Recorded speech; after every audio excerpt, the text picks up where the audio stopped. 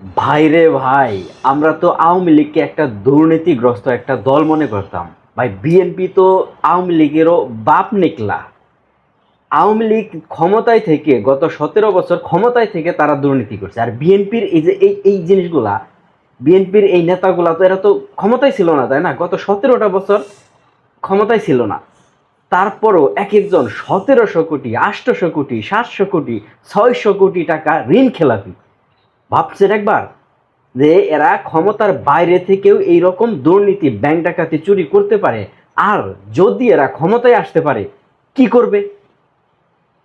ভাই আমার তো মাথা একদম মানে হয়ে গেছে, মানে ব্লাস্ট হয়ে গেছে ভিতরে, যে ভাবা যায় কতটা চোর এরা, কতটা দুর্নীতিগ্রস্ত। ক্ষমতায় আসলে এরা কি করবে?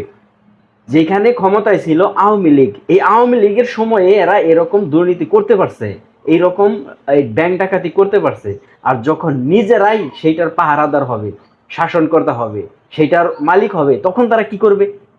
ভাবা যায়? ভাবা যায় না, তাই না? তারপরেও দেখেন এরা কি বলে, 17 বছর এরা খায় নাই, কিন্তু 17টা বছর না খেয়েছিল। এক একজন 1700 কোটি টাকা ঋণ খেলাপি, ঋণে আক্রান্ত হয়ে আছে।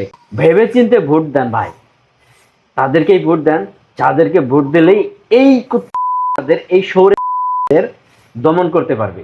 এরা যদি ক্ষমতায় আসে, তাহলে কি এরা মনে করেন একটা চোরকে যদি চোরকে বিচার করার দায়িত্ব দেন, চোর কি কখনো চোরের বিচার করবে? কখনোই করবে না।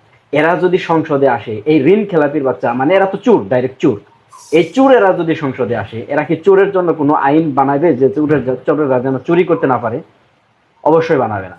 এই জন্য দয়া করে প্লিজ আপনাদের অনুরোধ করে বলি, আপনারা তাদেরকে ভোট দেবেন যারা এদেরকে বিচার করবে, যারা সৎ, নিষ্ঠা এবং দেশকে ভালোবাসে।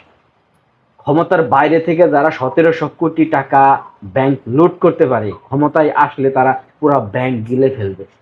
এরা আওয়ামী লীগেরও বাপ ভাই দুর্নীতিতে। আগে ভাবছিলাম না এরকম